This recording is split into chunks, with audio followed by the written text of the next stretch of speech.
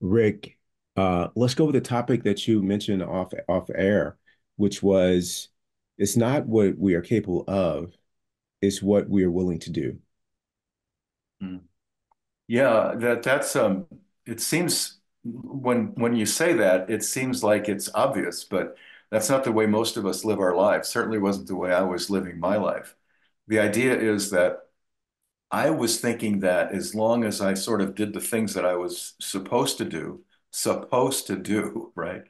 That would lead me to happiness. And then I realized that a lot of what I was doing was wasting time and satisfying others or trying to make myself look good so I would be liked and respected and then I think enjoy the fruits of being liked and respected. And it's a false promise. I think it's the idea that you have to follow your own light. You have to trust your own instincts in some ways, but there's always things that we want to do, always things that we want to be that we can't be because we're stuck or we're in a situation where we're constantly turning over the same kinds of thoughts and the same kinds of actions, and it's not getting us where we want to be. So I guess the first thing that I would say with respect to that is that, capability is about potential. Capability is about something that's out there that's not here yet. Capability, the idea of living up to something is a recognition that you're not where you want to be. So the first thing is, where do you want to be? What is it that you want? What is it that truly, when you take away other people's opinions of you, and how that you think would play into your life and benefit you. Put that aside for a moment. What do you really want? What is it? What do you really want? What does that look like for you? And a lot of times it has nothing to do with capability. It has more to do with basically what you're willing to do in order to have what you think is truly the core value of your being. What is the true core value of what you want out of this life, this one wild, good life that has an expiration date on it? What is it that you want to do?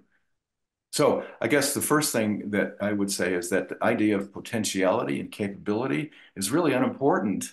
I mean, it's great to have that possible set of tools because you have intelligence or you have a way of dealing with a particular problem that's unique or you have a skill set that's terrific. Those are all wonderful things. What I'm saying is I'm very interested in what I need to do to become the kind of person that I want to be. That's a hard thing to think about because you have to peel off layers of stuff that usually is about what's expected of you and what you're capable of, what your potential might be. But what is it that you want? What is it that you really want that would make you feel like life was worth living? What do you think?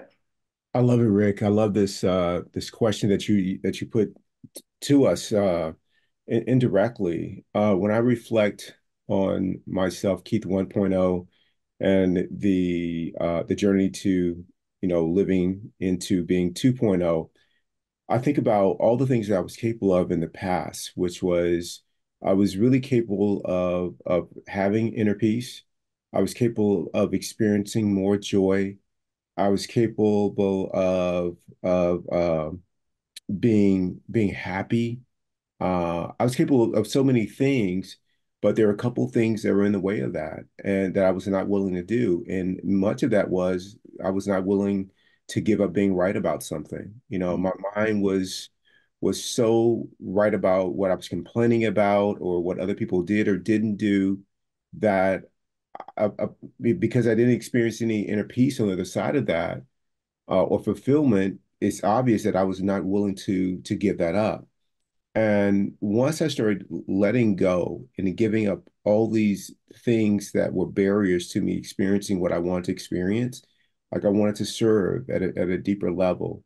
I wanted to love with an open heart, regardless of how someone felt like me or what kind of views or values they held.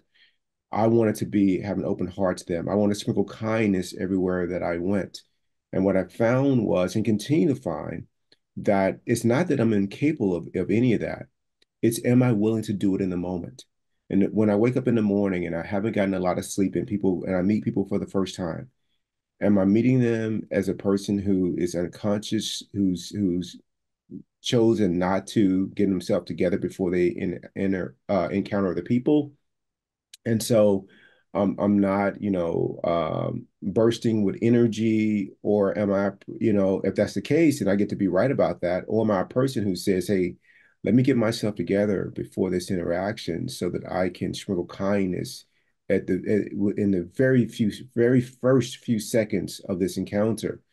I start thinking about that. I think about my fulfillment at work of the things that I thought the organization or certain people were doing that was in the way of me experiencing what I wanted to experience at that job. What was in the way of that? My inability to let that go.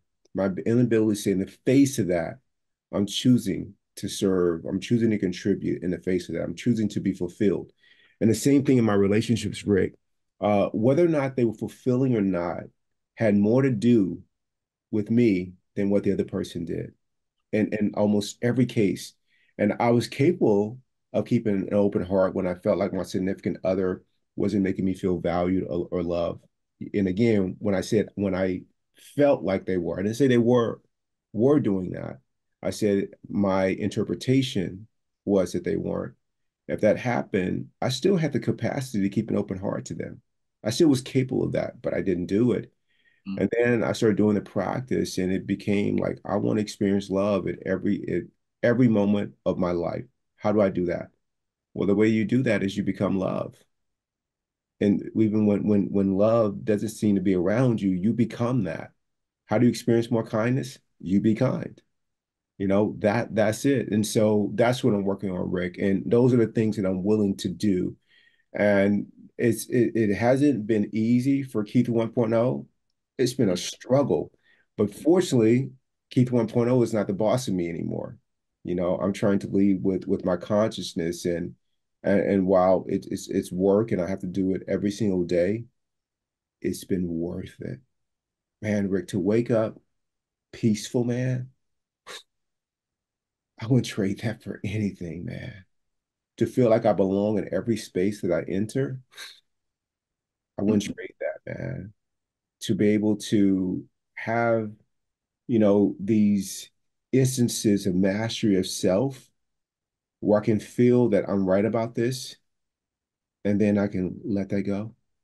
I mean, the power of being able to have that kind of mastery over yourself when you feel like you're right, and to be able to say, that doesn't serve me feeling that way. I'm going to let that go. And you just let it float away. Man. So I'm working on that part, Rick, that second part of the title of this podcast, which is what I'm willing to do. I'm working on that part. Beautiful, Keith. That's a fine lesson for me and for our listeners and viewers. The idea that you can have a better life if you're willing to let go of being right. That's just one example of something that you're willing to let go of, which is so integral to our path as humans. We all want to be right. We all want to have others respect us for our opinions. But if you can give up the opinions, give up being right, on the other side of that, there's space that's open, and that space is for self-mastery. I love that, Keith. That's a wonderful, wonderful riff you just made. Thank you. Thank you, Rick. I love you. I love you, man. We'll see you next time. See you next time.